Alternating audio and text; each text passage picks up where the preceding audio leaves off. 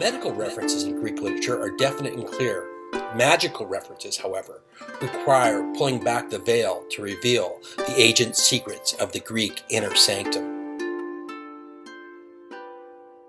Cannabis and other recreational drugs were used to create a gateway through which a person could communicate with the divine. And these gateways were the most famous oracles of the ancient world. So cannabis would have been known by other names. It's inconceivable that the Greeks wouldn't know about cannabis since it's a common weed. So one of the drugs that the priestesses use to burn on their altars are forms of incense that have cannabis in them. It was also commonly available as an additive to wine. The myths and philosophies of ancient Greece have influenced Western society and sciences in many profound ways. Considering the metropolitan nature of Greece, it would be hard to believe that they too would not have come under the spell of a magical plant that was clearly so popular in the ancient world and surrounding cultures. Especially considering that Egyptians, Persians, and Scythian influences on Greek culture are well documented.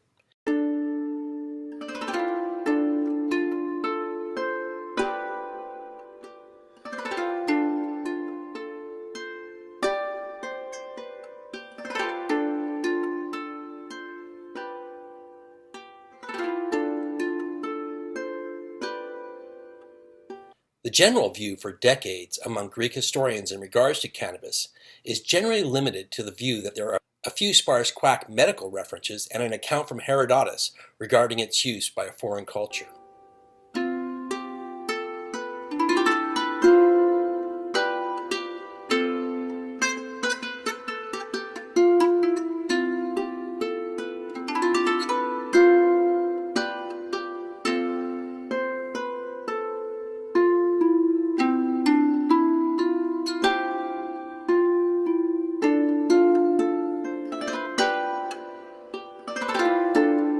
Alternatively, in his chemical muse, Drug Use and the Roots of Western Civilization, Dr. David Hillman suggests that cannabis and other psychoactives played an important role in ancient Greece, and as he explains, there is another possible reason why there is so little written on the subject. Modern scholars don't have the scientific expertise to be able to identify different species of plants and the chemicals that were in these plants. So there's a lack of expertise within classics. Not many classicists also studied biology.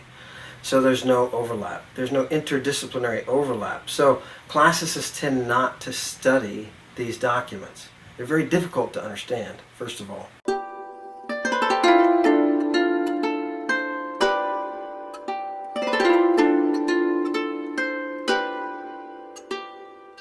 As Hillman has also noted, the main obscuring factor in regards to the role of psychoactive substances in the classic world has been the intervening 1700 years of institutionalized Christianity. These originally religious prejudices, with the passage of time, became cultural prejudices, and then later academic prejudices.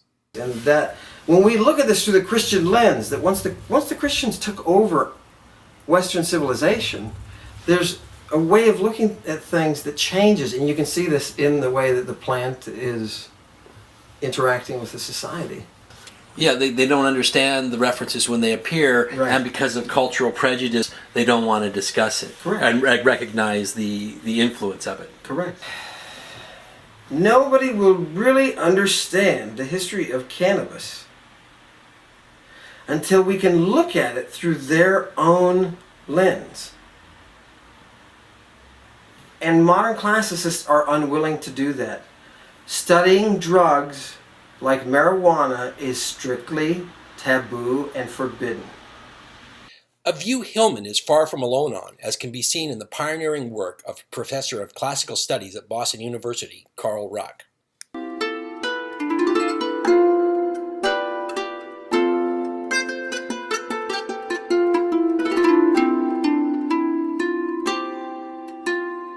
And it is a topic that classicists find too hot to handle. They don't know about it, and secondly, they don't want to know about it because it is taboo in our present society.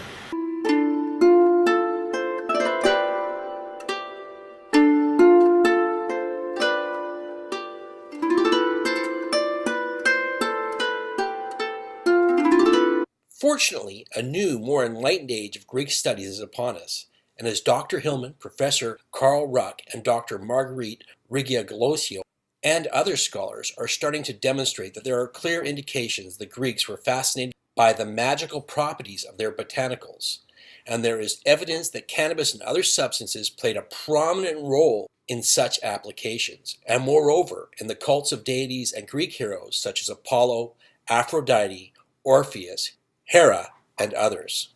So cannabis is used both as a medicine in Greece and as a drug that facilitates the religious experience. Cannabis was a very common ancient drug that was never vilified for it being unsafe for the general public. It's used by half the population, the women, all the time. And in addition to that, it's being used in ritual to carry out incense, the offering of incense. Cannabis was probably always an ingredient in the incenses that fumigated sacred space in classical Greek and Roman sanctuaries.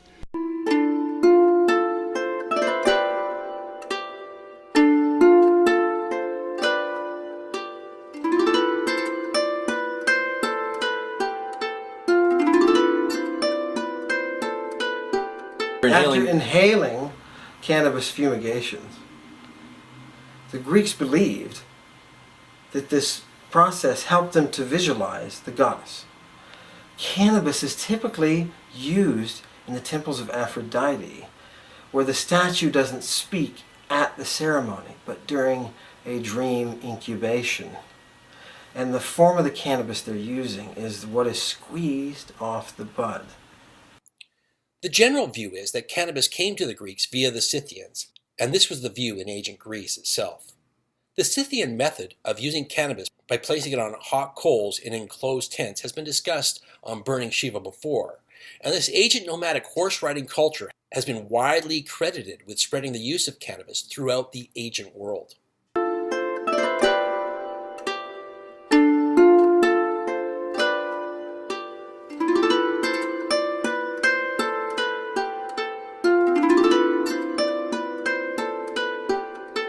Agatharchides tells us that cannabis comes into Greece probably from Scythia. Did he know?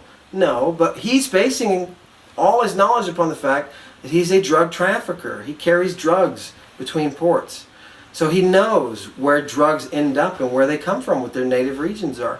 And that's why Agatharchides is guessing that this means they came from Scythia, because we all know that the Scythians actively used these things in their own religious practices.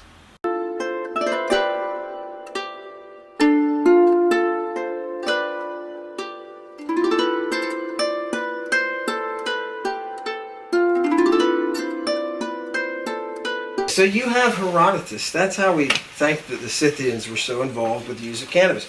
Because we have Herodotus telling us this story about the Scythians who would light cannabis seeds or parts of the plant, and that they would vaporize, and they would sit on their hair, and they would become jovial. Yeah, Herodotus talks about that. Yeah, so it's not, there's no surprise that Herodotus doesn't say this is a shocking thing that those Scythians would sit around and get, you know, but this is what they like to do. They like to have these little get-togethers, and they pull something over them, and they inhale this stuff. They hotbox together a little Scythian tent, and they get all, you know, stone.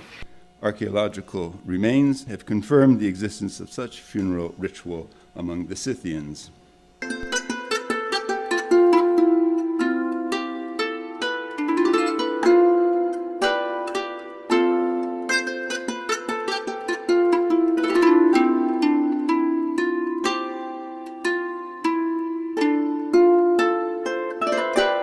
The record of Herodotus about the Scythian use, we don't know whether he actually ever saw such a ceremony or not, because that wasn't his technique. He just gathered information. And the strange thing about his mention of the Scythian tent ritual is that he seems to indicate that the Greeks don't know about cannabis. So he explains that it produces a cloth that's as good as linen. That may be simply that he doesn't know anything about plants or isn't interested in plants. But when Herodotus is describing the Scythian fumigation tent ritual, he compares the way the Scythians come out of the tent howling with the same kind of intoxication that wine induces. The Scythians, with their smoke ritual, we like to think they were far away, but they're not. They weren't. But in particular, they were actually a familiar feature in Athens of the classical period. They were hired as mercenaries to supply the police force. Now, think about Herodotus and the other historians of ancient Greece coming together and discovering the Scythians, discovering the Proto-Iranians, and talking about the history of marijuana with them. There's even a point at which Herodotus was simply not believed by his peers, by his contemporaries. They thought he was making stories up. And what it did was everybody in ancient Greece read Herodotus. He was their primary historian, and not only did the Greeks read him, but many of the surrounding areas, right up to present-day United States, rely on Herodotus. So these Scythians, which the Greeks called skutoi, and are also known in the Far East as Saka, conquered an enormous space, but they were nomadic, so they didn't establish administrative centers, like was done with the Incas in South America, for instance. But they were travelers, and everywhere they went, they influenced the use of bong, and spread the use of bong. And when it came into Greece, it had to fight with wine, which had been accepted and was never very much accepted in ancient Greece, with one exception. There was something called potamurgus, which people don't know what was involved with the recipe for that, but may very well have involved bong. And it was used as a sacred libation in many, many practices. And that probably came from them, although it had been by that time converted from smoking to the drink that is so popular. Well, they found, besides the bronze cauldron, they found Scythian vessels that were contained cannabis, and there's evidence of cannabis-infused wine amongst the Scythians as well. And also, when they started preparing these beverages, they took the cauldron shape that had been used for the burning of stones and used that as the shape for the beverage. Yeah, in order to describe a link.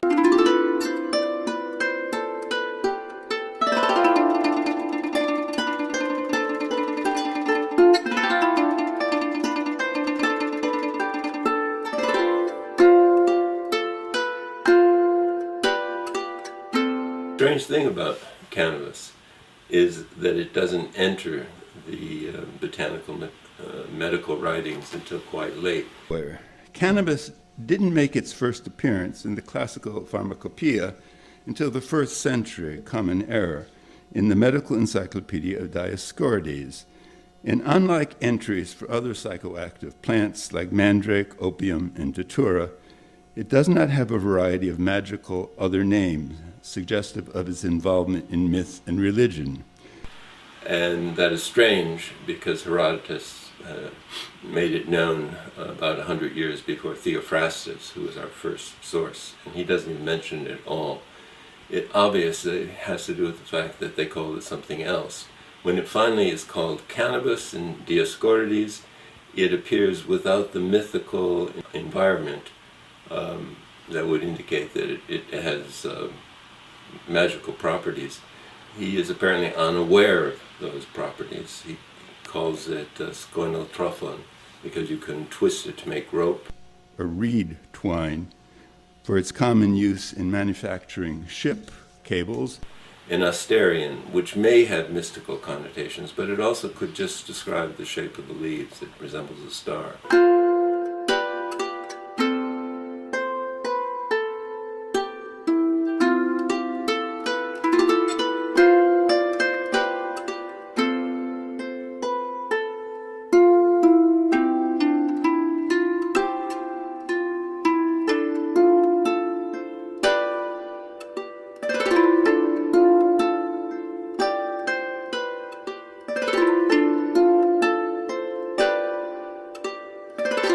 It's only late that we get information indicating that it alters one's sense of well-being. It causes hilarity, and then it's being used as a recreational drug. And you have to understand that the ancient botanists were polymaths, which meant they just copied from each other. They didn't judge what they were passing on. That wasn't their task. If it was ever written down, it was knowledge. And so they incorporated it. And the more books they read, the wiser they were. And so you have a compendium growing of misinformation about cannabis. So in addition to when they finally record that it causes hilarity, you also find that it grows in the deepest forest, which is not true, that it has an unpleasant smell. People debate that, but most people find it a pleasant smell. And the medical applications are ridiculous. It cures flatulence. We don't know whether it does or not. And earache, especially worms in the ear. I doubt that that's the case. Nor did they know correctly what parts of the plant are chemically active. It is not until the 2nd century that a confused notice about the plant's intoxicating properties entered the medical writings.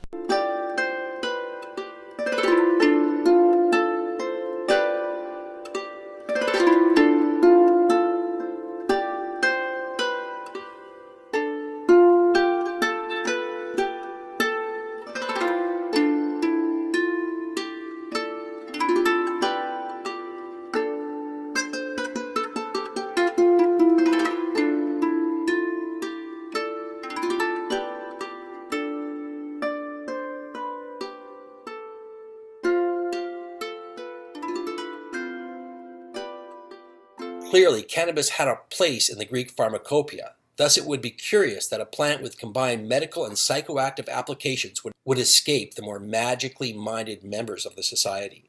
Since Herodotus announced its existence as a powerful drug like wine in the 5th century BCE, it is highly unlikely that cannabis played no role in Greek culture of the classical period or even before.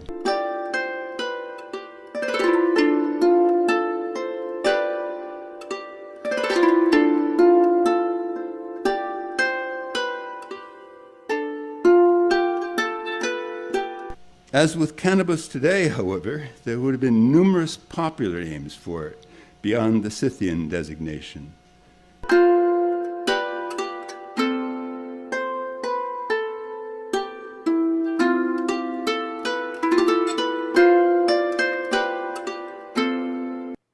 Part of the confusion regarding cannabis's role in ancient Greece is due to its use under a variety of names, as shall be discussed further by Ruck and Hillman, but it is also due to cannabis coming to Greece in the form of a finished product, either ground up into a powder, or as Dr. Hillman suggests, a resin compound that was commonly mixed with other substances such as myrrh.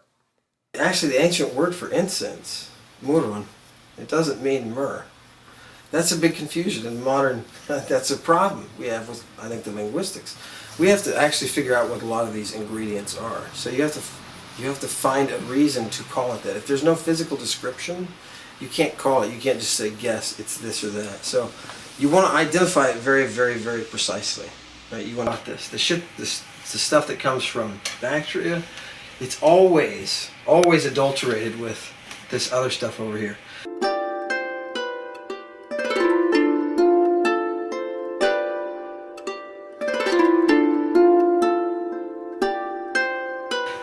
The Arabs substitute myrrh.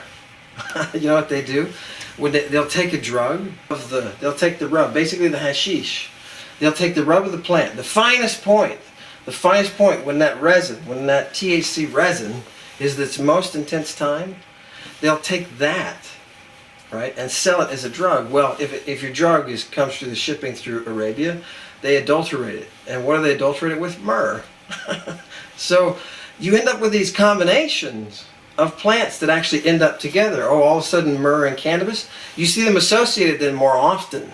And they talk about this. Galen talks about which of these they call them sleep-inducing drugs. Right?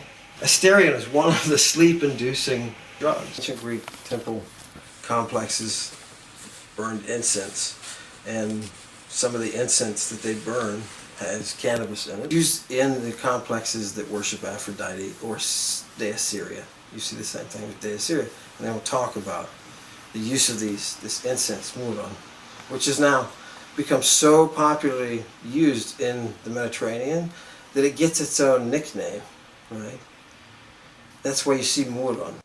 Dr. Hillman believes the ritual use of cannabis in ancient Greece began with women, particularly regarding their worship of the goddess of love, Aphrodite, who is believed to have descended from more ancient Mideastern forms of the goddess, where the ritual use of cannabis has been documented with possibly related goddesses such as Ishtar, Asherah, and the Canaanite Asherah. Hillman states the cannabis references in the cult of Aphrodite occurs under the name of Asterion, the star her, a name derived from the star-like shape of cannabis's leaves, and possibly for its otherworldly qualities as well. Why do you want to go to Aphrodite in the ancient world? Because it's an oracular experience. And it starts with women. It all goes back to women and women's health. The cannabis is used primarily as a hygienic drug for the ancient world. And that in the process of treating women, you create things like oracles, and those oracles speak. And so using the cannabis is actually a way, in the Greek physician's mind, of playing the music that kind of heals the world.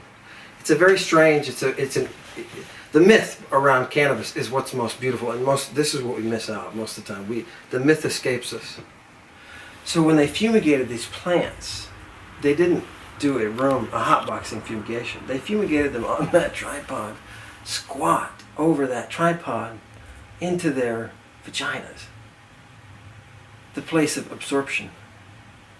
And there are lots of creams that they're using and oils, and they're applying these oils vaginally. Okay. Other cultural references to vaginal cannabis applications have been noted.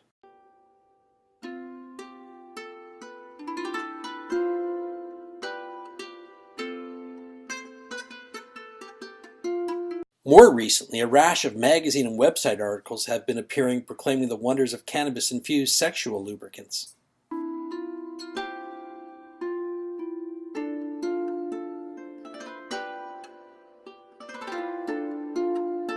Witches used cannabis and other substances in ointments that were believed to have been applied vaginally with broomsticks, for instance.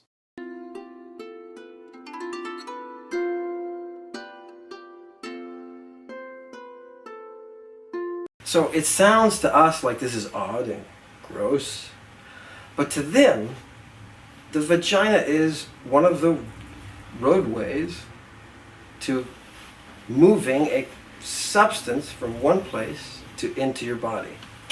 They knew that you could eat it, but in some cases when you eat some poisons, they don't do anything, or they do really bad things. They knew this stuff. They were working with this stuff, and they developed so many different drugs, it's hard to follow all of the concoctions. It's very interesting. There's a biology that takes place when you look at the different plants that these priestesses are using, and it's just it's nature worship. So when you go see Aphrodite, it's a dream oracle. The temples of Aphrodite are dream oracles. So there's a ritual procedure there at the temple, and one of the things is you clean up, you bathe up. There's maybe a little fast before, there may be some kind of dietary thing you do, and then you go see this oracle. And this oracle goes through a ritual performance, which is kind of a cleansing and catharsis itself, but it represents something to them. And she goes through the process of interacting with a sacramental substance that puts her into a state that she can speak as the voice of the god, because she is the highest beauty in the world. And you give her a jar of a resin, an offering for her to give to Aphrodite. And these offerings all have cannabis in them. Okay, so the stuff is all over the place. In Paphia, the temple burns 24 hours a day, every day of the year. That's its reputation. It's the one place in all of Greece that you can go and sit any time of the day or night in this vapor cloud of THC, marijuana. It's amazing. It's amazing. In her book, The Cult of Divine Birth in Ancient Greece, Dr. Marguerite Rigoglosio has suggested that cannabis under the name Asterion was in use in the Greek cult of Hera, wife of Zeus, the supreme goddess of the Greek pantheon.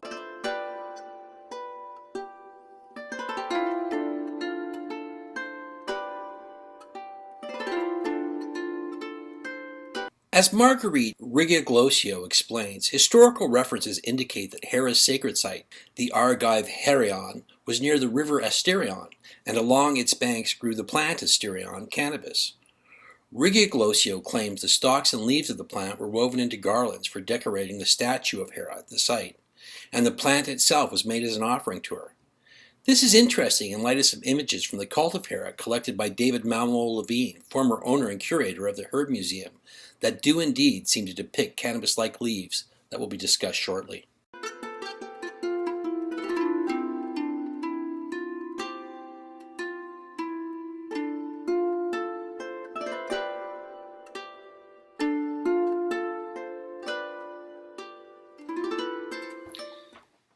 My name is David Malmo Levine. I've been researching cannabis history for about 20 years now, and one of the things I like to do is look back in time and find images of cannabis leaves, potential cannabis leaves. And one of the areas that Chris has alerted me to is cannabis in the worship of the goddess Hera. There are a lot of images of Hera with leaves adorning her headdress or growing out of her head. You can see this in images of Hera as an incense burning altar. You also find cannabis leaves adorning a lot of architecture.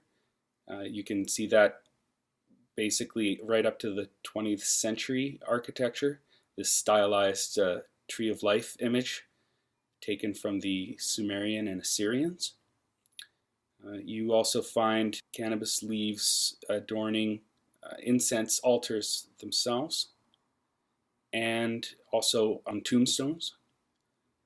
And there's actually a scepter taken from what is believed to be possibly a priestess of Hera with cannabis at the tip, cannabis leaves at the tip, and also on a ring of these priestesses. But a lot of Greeks probably never saw the cannabis plant growing, so it's probable that these stylized leaves were copies of earlier architecture that they had come across, or else this is a method of hiding cannabis's true identity in a form of stylization.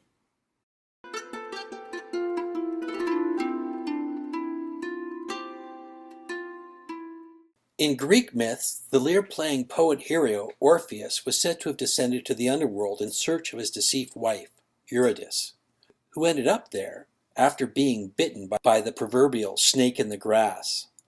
Although he failed to save his beloved, Orpheus returned from his sojourn in Hades with the secrets on which he based his system of initiation. From the 6th century BC onward, Orpheus was known as the founder of initiation.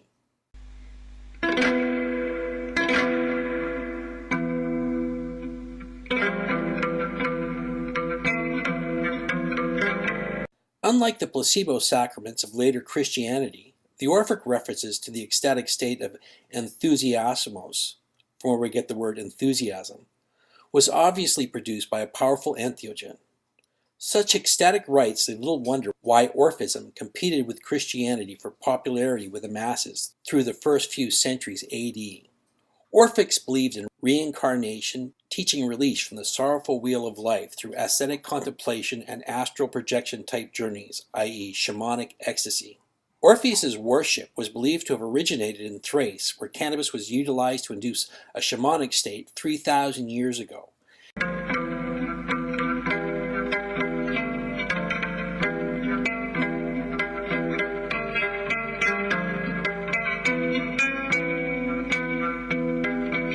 Interestingly, the Thracians worshipped Hera in their pantheon of deities, And we have discussed already Hera's cult's use of asterion, the star herb. One of the rare times that cannabis was referred to by the name Cannabis in Greek literature occurred in a long-lost Greek tragedy, Thamarias, by Sophocles. Unfortunately, no existing copies of the text exist, but the play and its references to cannabis are referred to in other existing ancient Greek documents. From what can be gathered, Thamarias told the tale of a Thracian shaman singer who had a devil went down to Georgia-style musical battle with the muses, which he apparently lost, breaking his lyre in a fit of anger at the end.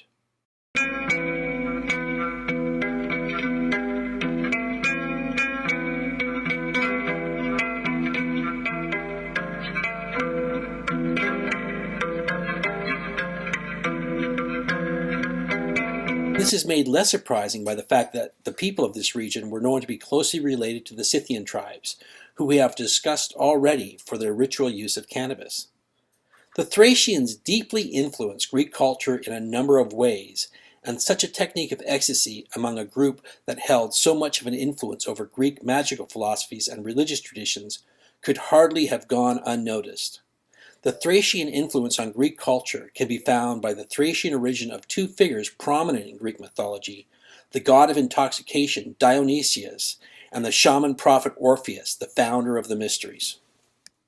You asked about Orphism, and one of the problems is that cannabis is often not called cannabis in our sources, and the most common way to refer to it was apparently smoke. The most obvious ancient name for cannabis probably was simply smoke, kapnos. The smoke walkers, or Kapnobatai, were shamans who accessed a trance state by fumigation, most probably with cannabis fumes. There were also Kapnomanteion, which was someone who was a prophet on smoke, and Kapnobatai, someone who was visionary with smoke.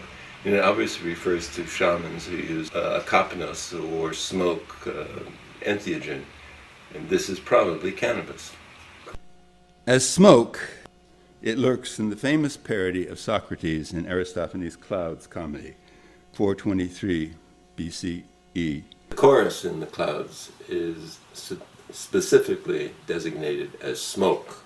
More explicitly, clouds of smoke. It's specified. And there's a joke involved there. The philosopher was introduced on stage, hanging high in a basket, so that he can access his high thoughts as he summons his clouds of smoke beneath him. If he were not high, he could never have had his philosophical ideas.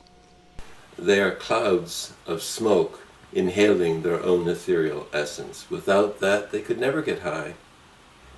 The really interesting thing about this is public performance. It means that the whole audience in Athens know about kapnos smoke and that it gets you high. Just before Socrates came swinging in high in his basket, his students were parodied as burning coals in his think shop. This is in the likeness of the Scythian cannabis fumigation tents, as they searched for the secrets of the mysteries. Herodotus had described this ritual in his history, which was current knowledge at the time of the Clouds comedy. With the historian just recently deceased, Herodotus had probably given public readings of his history in Athens. We have to remember that people didn't read. They could read, but there weren't any books, and reading was tedious. It was public performance, and Herodotus is known to have performed his history in Athens. He describes the Scythian cult of the dead, in which the men set up small teepee-like tents and creep inside, tossing cannabis onto red-hot coals in a brazier to produce a highly intoxicating fumigation that transported them to a state of ecstasy. The description fits perfectly the parody of Socrates' think shop. Inside the frontisterion of so-called wise souls are students who claim that the universe is like a covered incense burner or so-called choker, and we men are like the burning coals, punning on the word for men, anthropoi, and coals, anthrakes. With regard to the Orphics, Mostly the texts are misunderstood, but in Euripides of Politis, he is portrayed as an Orphic, and his father tells him, since he is damning him, to go and worship the smoke of the Orphic books. People think that means he's to burn the books, but it's the smoke that's prescribed in the sacred texts, and it's being derided.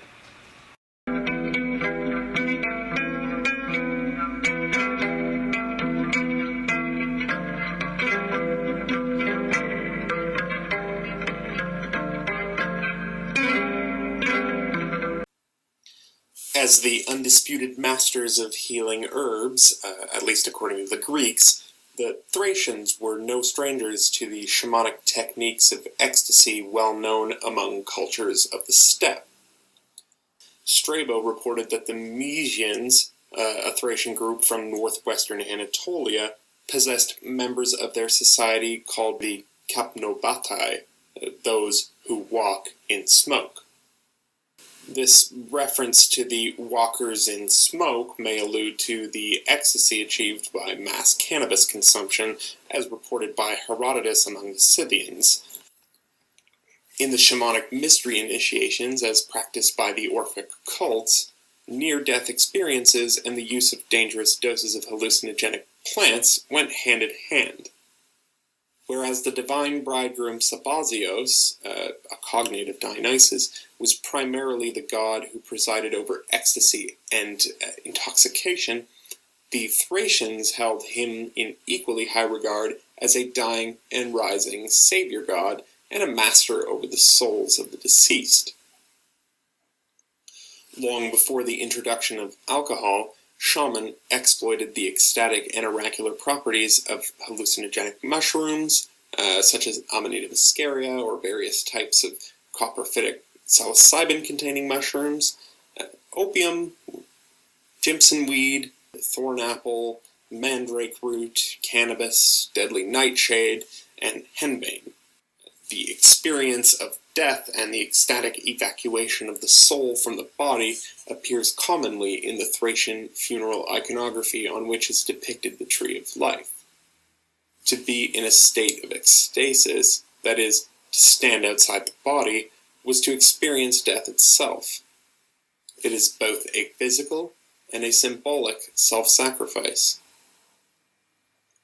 These states were achieved through extended periods of fasting, dance and drumming, sleep deprivation, trials and ordeals, isolation and incubation, and the ritual consumption of these consciousness-altering substances, all of which were methods that could be, and often were, used in conjunction to elicit the ecstatic experience.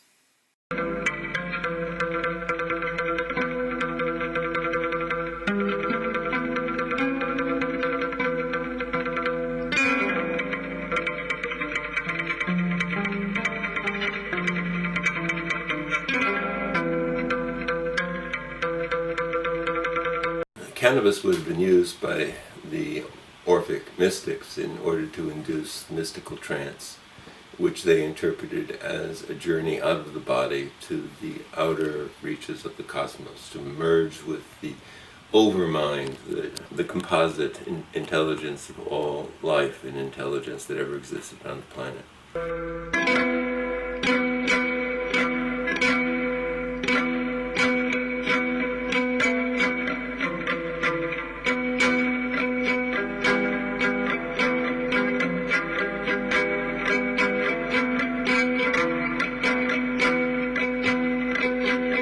The Scythians were neighbors of the Thracians, and the cult of Dionysus entered Greece through Thrace. It could not have been uninfluenced by the neighboring Scythians. Dionysus was worshipped by some Scythian groups, as evidenced by a number of historical references and artifacts like the gilded silver Scythian dish with a feast of Dionysius on it from the State History Museum in Moscow. You know, Thracian is a totally different language. Yeah. So it's not the Greek language. So the Greeks are trying to understand what the Thracians are doing. And they always kind of describe them in foreign terms. You know, like this is a very foreign culture to us. You know, it's not really But then comes through Thrace Zagreus.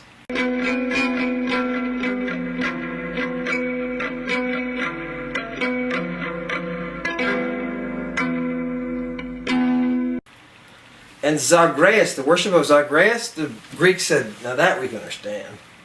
That we get. And the worship of Zagreus is the process of intoxication, ecstatic, menadic intoxication through different substances. And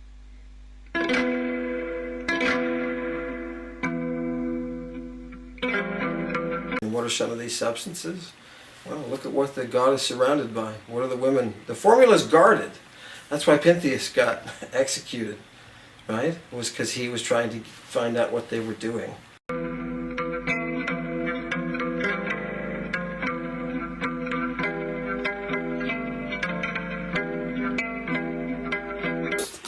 About the wines being suffused with a variety of drugs. First of all, the wines could not have produced the intoxication, especially when diluted with water, that are documented. So it pretty much is accepted now that there were additives to the wine. Cannabis was also commonly available as an additive to wine.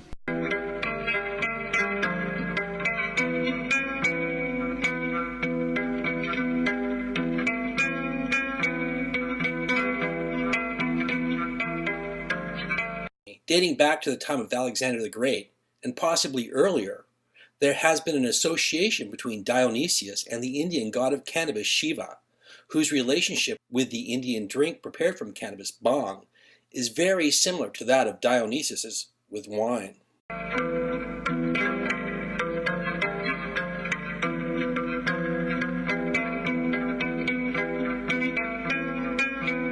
Dionysus and Shiva share the same totem animals, the snake, tiger, and bull, as well as strong elements of phallic lingam worship.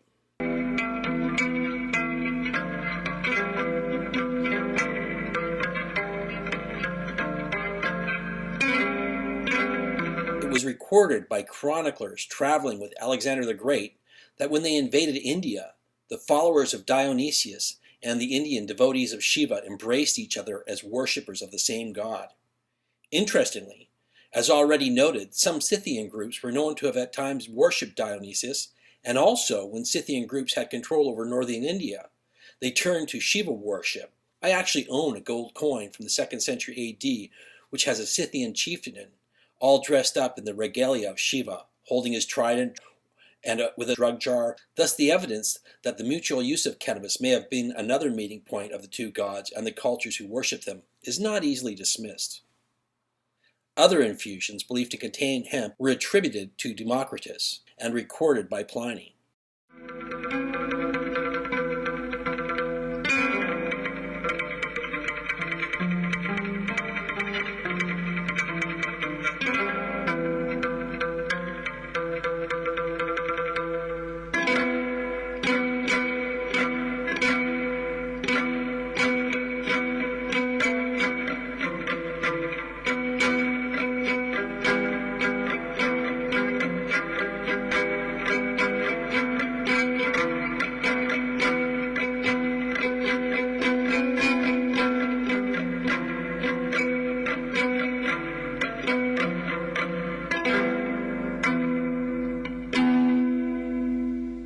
As noted earlier, Bactria is the region where the Russian archaeologist Victor Sarianati found a football field-sized temple, where there is evidence of the large-scale production of cannabis, opium, and ephedra.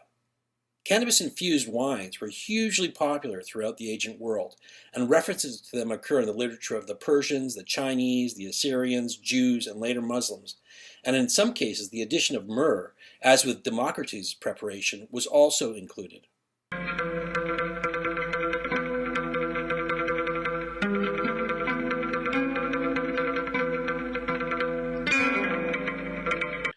Democritus was popularly known as the laughing philosopher for advocating a cheerful outlook and for his rhetorical use of irony and ridicule, and some have credited his use of a cannabis-infused wine to his cheery philosophical disposition.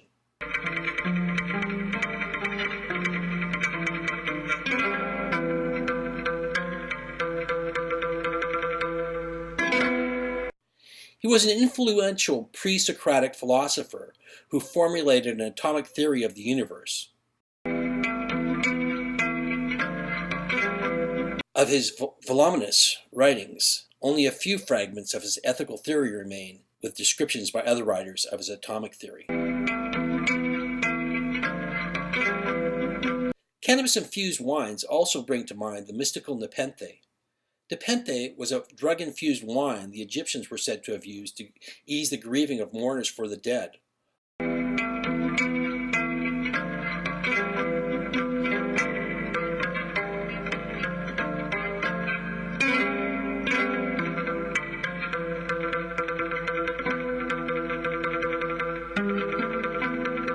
The Odyssey of Homer, written between the 9th and 8th centuries BC, describes a nepenthe which came to the Greeks from the Egyptian Thebes, a place Richard Evans Schultes, who was a professor of botany at Harvard University, and Dr. Albert Hofmann, chemist and inventor of LSD, claimed that cannabis was prepared into a drink in their monumental book, Plants of the Gods.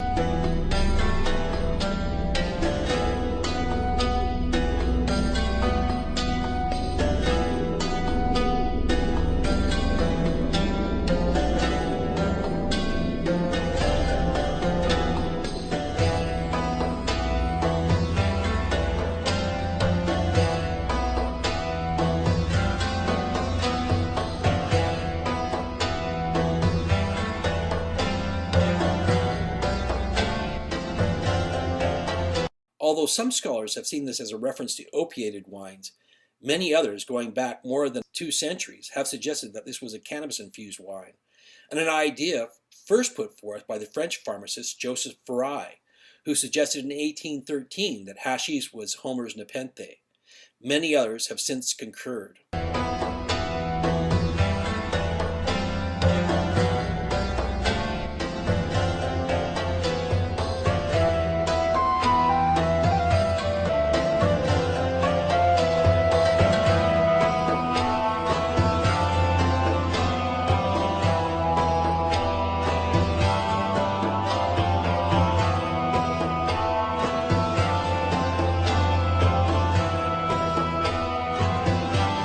Considering cannabis's already long-established association in the funerary rites of the Scythians and Thracians, and the effects indicated by the story, it is not surprising many have associated this preparation with cannabis.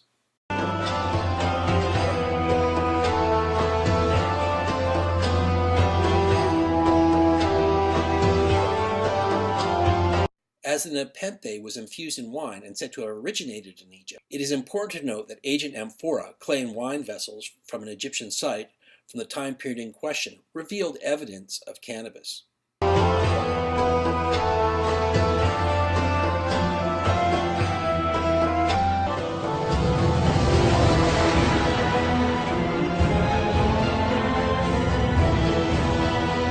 So cannabis would have been known by other names. It's inconceivable that the Greeks wouldn't know about cannabis, since it's a common weed.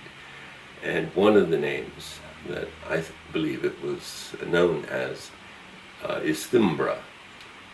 Its etymology comes from the verb to make smoke, and the making of smoke was the primary religious ritual for the Greeks. You burnt things. When Dioscorides identified the plants scientifically, he often was unaware of what plant he was identifying. He just used ancient names for plants that he was identifying.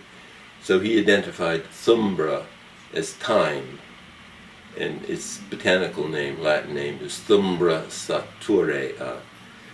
So thumbra, the smoke plant, with the mythical involvement with satyrs. There is no reason why thyme should be involved with satyrs. About the satyrs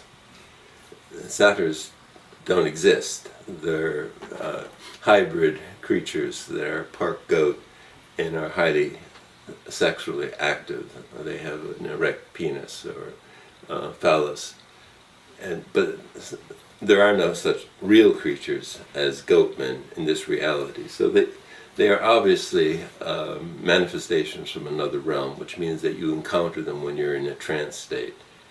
And as satyrs, they function as the sexual agent of the god, stimulating the maenads in their orgies on the mountain.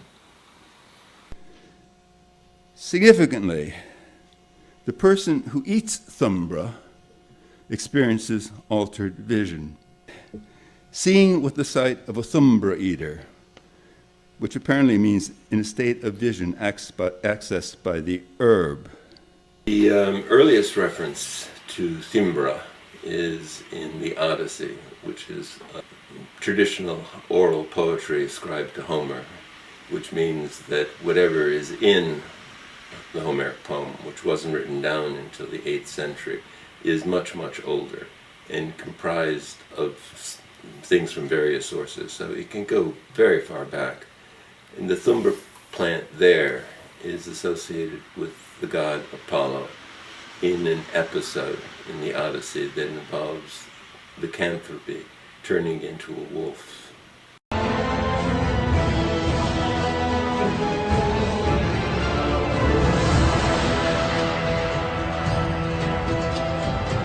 Similar rituals are documented for the Nordic berserkers. They turned into bears or wolves, became berserk, and had some kind of psychoactive sacrament, probably a amanita muscaria. There are two versions of Apollo, and one of them comes from the north and one from Anatolia. Both of them are associated with wolves, which means lycanthropy. And the god associated with cannabis is Apollo. If there's any god other than Dionysus, who's the antithesis of Apollo, who gets involved in cannabis symbolism, it would be Apollo in his manifestation as the wolf god. And as such, he is the patron of the Spartan army. The soldiers cemented their allegiance to their Apollo wolf god and to their warrior fraternity with a cannabis ritual. I believe the Spartan army had an initiation, or initiation involving cannabis fumigation, or that they prepared for battle by getting into a cannabis state.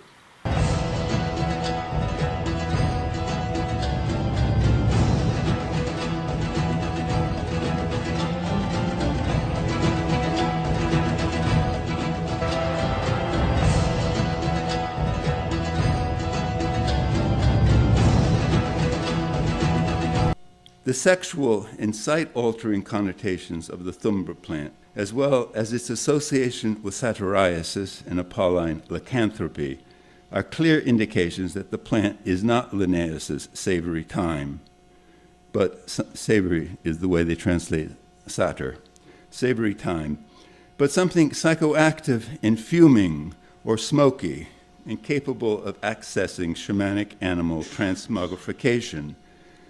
Few plants are generally aphrodisiacs in actually stimulating the genitalia, but generally the euphoria of the trance state has orgasmic similarities, especially in the experience of imperial transport or chthonic oneness with the realm of Gaia. Another potential foreign conduit for Greek cannabis use may come from the cult of Cybele, who was also popular in Thrace. Originally a Phrygian and Hittite goddess, Cybele's worship is believed to go back to Neolithic times in Anatolia, where she likely originated as a deification of Mother Earth. Her Roman equivalent was Magna Mater, or the Great Mother.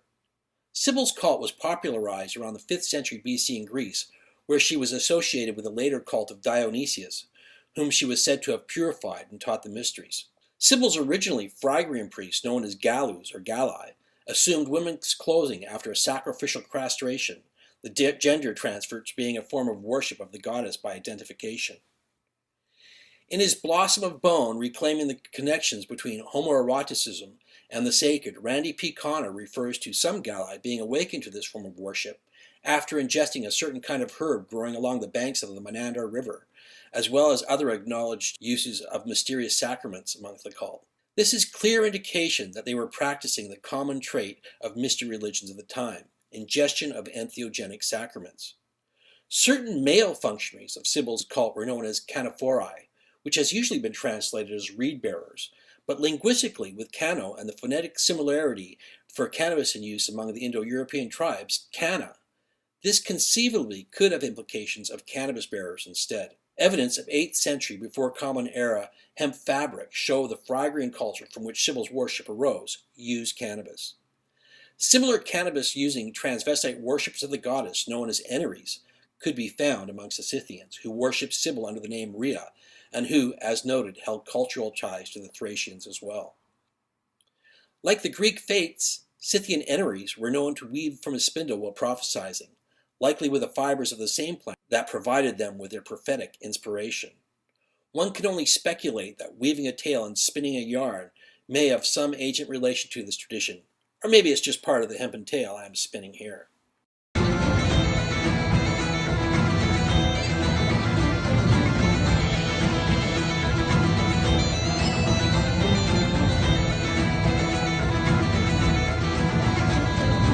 The Scythian Eneres may have picked up their practice from the Galli or vice versa, or alternatively carried it on from an even earlier identical source. Similar practices among the worshippers of Near Eastern goddesses like Ishra, Ishtar, and Asherah, involving transvestite worshippers, cannabis, and in some cases, ritual weavings, have been noted.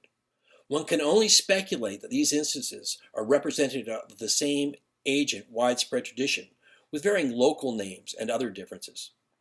One last thing about Cybele and her followers. They may have had need for a good herbal pain remedy at some of their festivals, parading the image of their goddess on a chariot, banging cymbals and beating drums, dancing and singing, and also towing a cart with ritual knives and clamps, all used in religious rites of self-castration. As the story goes, while the festivities were taking place, young men who were uncomfortable with their gender would be taken up in the ecstasy of the celebration and moment, and claim a knife and clamp from the cart, and then they would self-castrate themselves, throwing their detached testicles on some neighbor's doorway as a sort of blessing, and the unwitting homeowner would then be obliged to give the castrated devotee the attire of a woman, which they would then don, joining Cybele's entourage on their journey from town to town. In Greek mythology, the city of Delphi was the home of the Python, a giant serpent who terrorized humans. The legend says that the Greek god Apollo killed the python, whose corpse then fell into a large crevice in the earth. Powerful vapors rose up from the crevice, causing hallucinations when they were inhaled. The people of Delphi believed the fumes came from the rotting corpse of the python, and that they gave mortals a way to hear messages from Apollo. The people of Delphi built a shrine over the crevice and appointed a woman to inhale the vapors and communicate with Apollo on their behalf.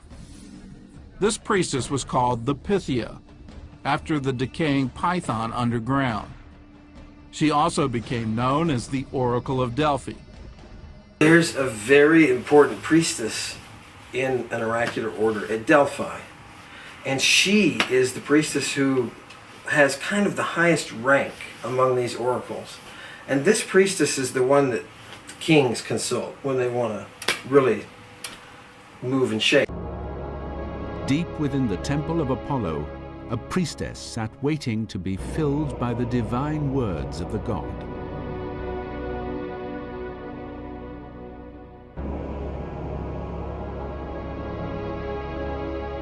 She would fall into a trance, perhaps influenced by drugs. In a frenzy, she would call out jumbled responses. The attendant would record and transmit her answer. The visionary priestess of Greece's oldest oracle, Delphi, was known as the Pythia, and was consulted on all matters of national importance until its closure in the 4th century AD by the prohibitions of the Christian emperor Theodosius, who left the sacred site to be later destroyed by rampaging Christian monks. Figured monuments show the Pythia in a calm, serene, concentrated state, sitting at a stool, breathing in fumes that arose from an open fissure in the floor that was believed to produce an ecstatic exaltation. By what means she attained this state has been a mystery scholars have debated for centuries.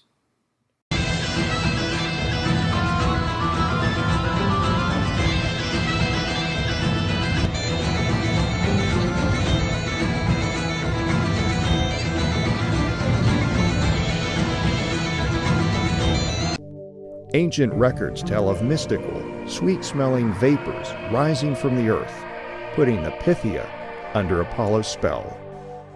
But while the reciting of prophecies is historical fact, questions about those vapors remain.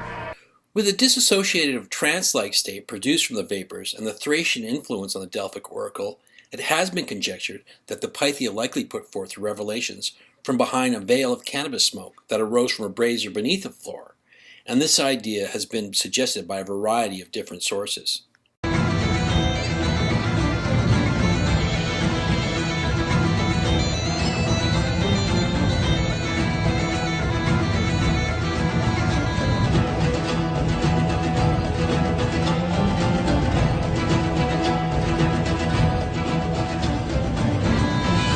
The late Professor C. Scott Littleton explored the possibility of cannabis use by the Pythia in his 1986 essay, The Pneuma Enthusiasticon, on the possibility of hallucinogenic vapors at Delphi and Dodona.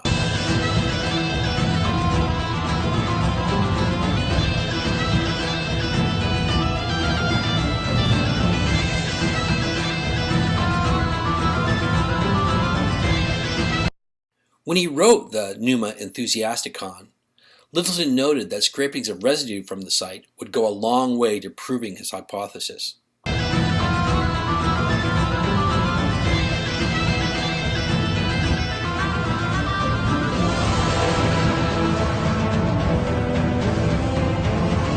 I had the opportunity to talk and correspond with Professor Littleton at great length while I was writing my book, Cannabis in the Soma Solution, as Littleton was a recognized expert on Indo-European groups like the Scythians and the authors of the Vedas and Avesta. When I queried him on his effort to obtain a sample scraping from the site at Delphi, he lamented that he was forbidden from doing so.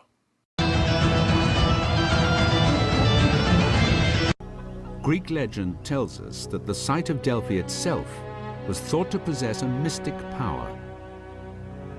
Before the time of the oracle, the myth says, a herdsman following his goats into a rugged glen was suddenly overcome with visions of his future.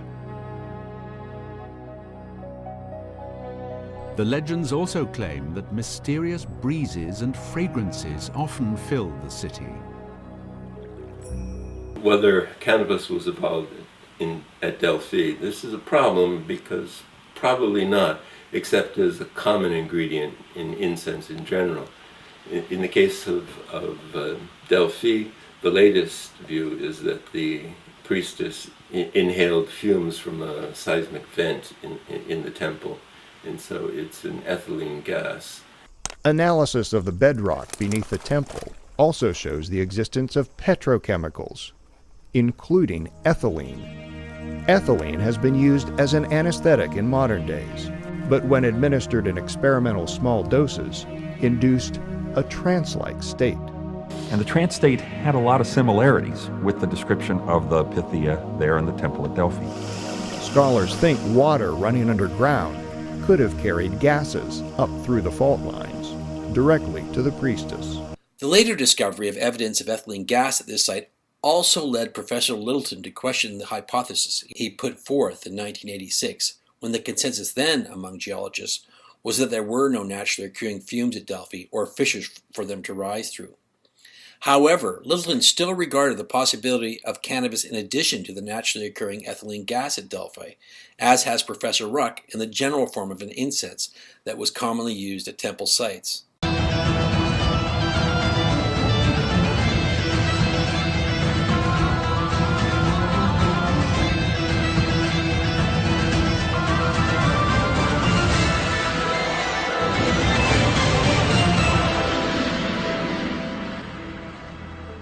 Also, as far as botanical sources are concerned, it documented that it's Daphne or the bay laurel, which may or may not be psychoactive. So it's not so clear, except in the general sense of sacred space being incense, that she got high from cannabis. And depending on what kind of oracle is around, if it's a sleep oracle or if it's an oracle at Delphi, they have different drugs for each one. And cannabis is all over the place as an incense. Thus, evidence of the prophetic ecstasy brought on by the fumes of the giant serpent killed by Apollo at Delphi need not negate the use of cannabis as a stereon the starry herb which spoke the language of the stars which set life's course. But I'm told that at the Nekyomanteion in northwestern Greece, which was an entrance to the underworld at Acheron, they have found containers with residue of cannabis in them. In regards to the find of cannabis residue at Acheron, Professor Ruck is referring to the discovery that was discussed in the 1982 book, The Mystery of the Oracles, by Philip Vandenberg. Vandenberg referred to the archaeologist Sotirios Dicaris' find of hashish at the 4th and 3rd century Nekyomanteion, a place for consulting the dead on the River Acheron, one of the most famous entrances to the netherworld.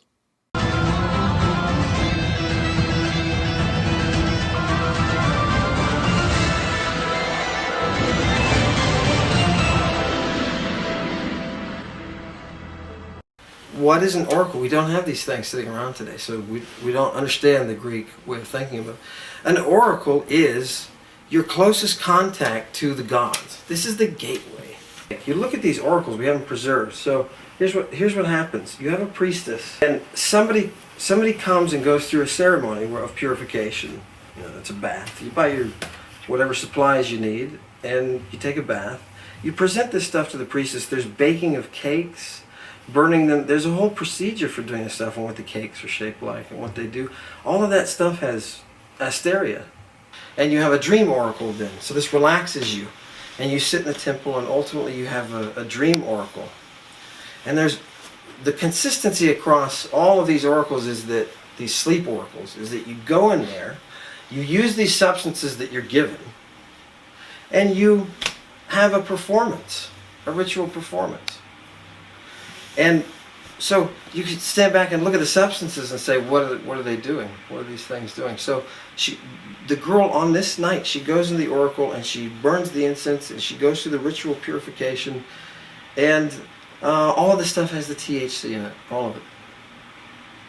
This sort of temple sleep was a common method of religious experience throughout the ancient world, as referred to by Dr. Hillman, and his assessment is similar to that put forth by the 19th century scholar John Porter Brown almost a century and a half ago.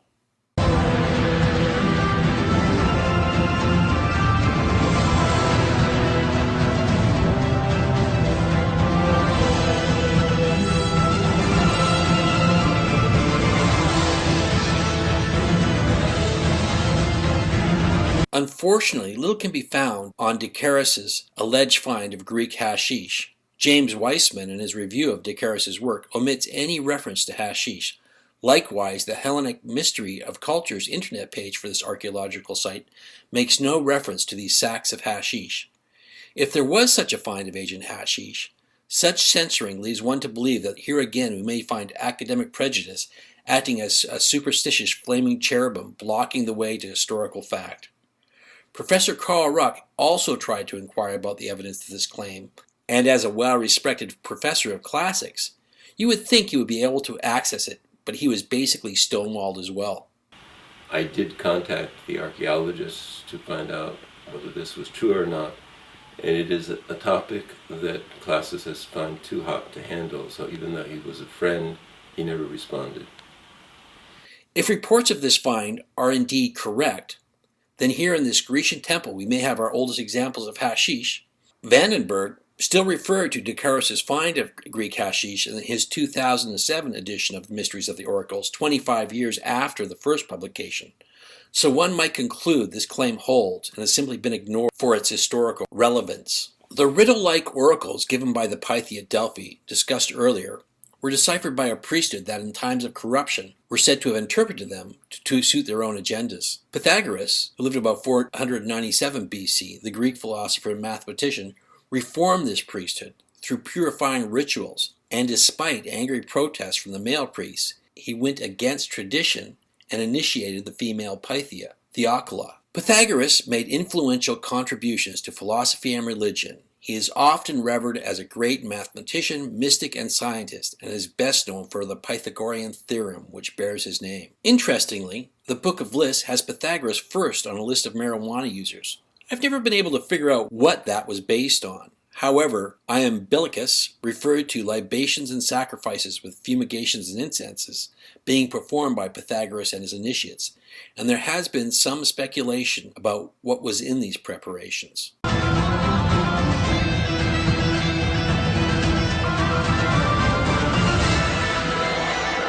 Commenting on the word frankincense, which means pure incense, aromatherapy expert Susan Fisher-Rizzi noted that we once called all herbs burnt as incense frankincense. A statement in tune with that Dr. Hillman referred to earlier in regards to Merion and the combination of cannabis and myrrh in temple incense plants. And these sorts of mixes in ancient Greece have also been referred to by botanist Professor William M. Bowden.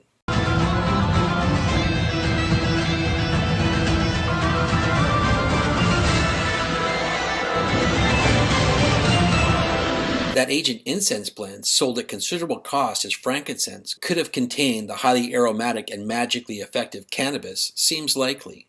Today, the word frankincense has come to specify the gum resin of the North African tree Boswellia, and Fisher-Rizzi and others have pointed out that this modern source also contains psychoactive properties, comparable in some ways to those of cannabis, and that its use in modern churches helps to instill chemically induced feelings of religious awe and well-being.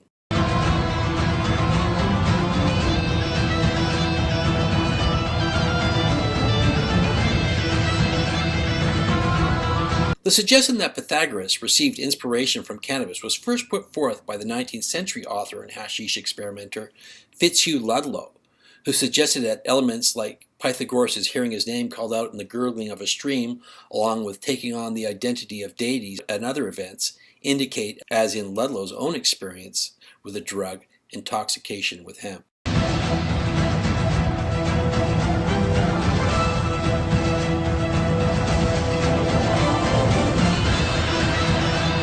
Pythagoras based his system around the teachings of hemp using Thracian Orpheus, and he himself can clearly be described as a shaman, as Pythagoras had the ability to leave his body while in trance.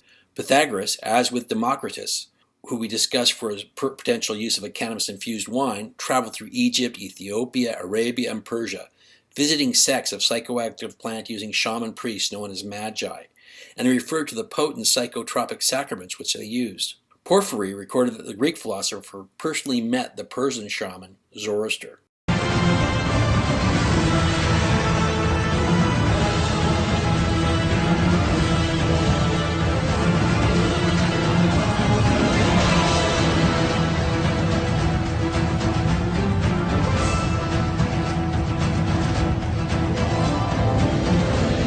It would be hard to believe that Pythagoras could have come into contact with these cultures and not been exposed to cannabis. Scholars have long noted Zoroaster's use of cannabis to achieve ecstasy, and the mythology around the Persian psychopomp shows that the others were initiated into its use, and in some cases, it was administered in wine like Democritus' preparation from Bacteria.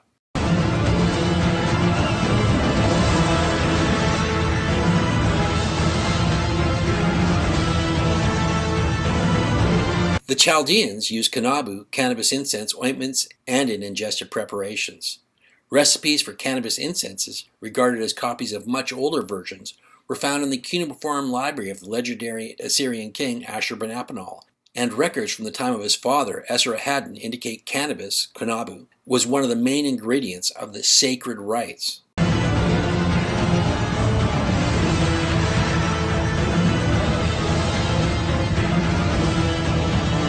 The Egyptians used topical cannabis medicines under the name Shemshemet, and possibly in wine preparations like the aforementioned nepenthe. And the Hebrews used cannabosum, now identified by a number of scholars as cannabis, in incenses, anointing oils, and also in infused wines, all of which is discussed at great length in my YouTube feature, Cannabosum, the Hidden Story of Cannabis in the Old Testament.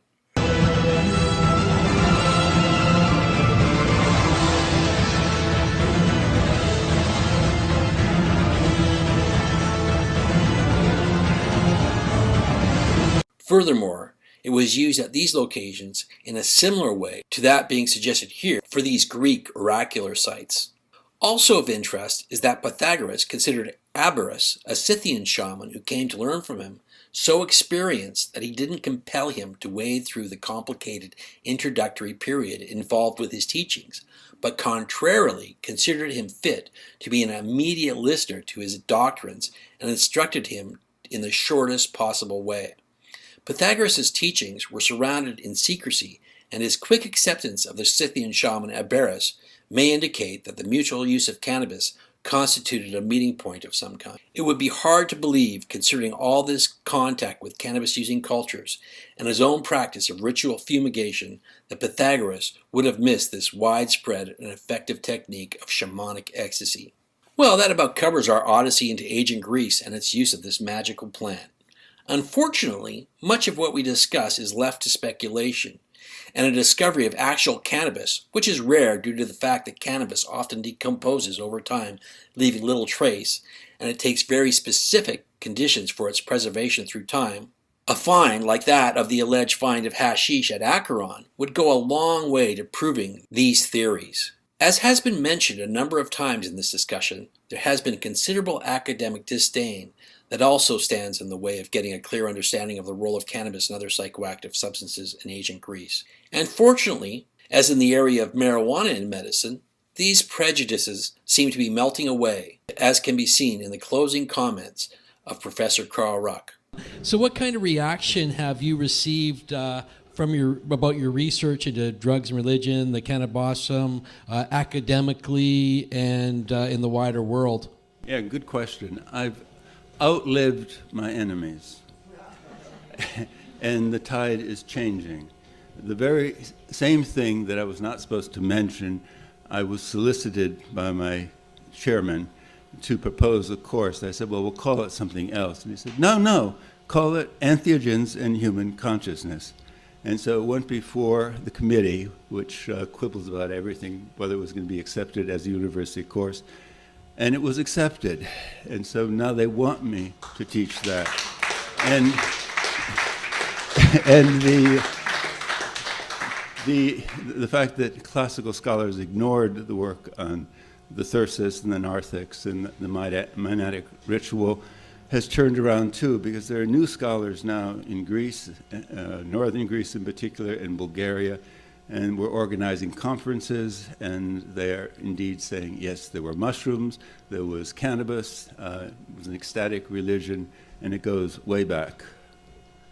If you found this documentary of interest, check out some of my other videos on YouTube, and if you want to support this type of research and learn more, pick up a copy of my book, Cannabis and the Soma Solution, which covers much of the material discussed in this presentation, as well as detailing the role of cannabis in a wide range of ancient cultures and religions. Thank you very much. I am Chris Bennett, and this has been Burning Shiva.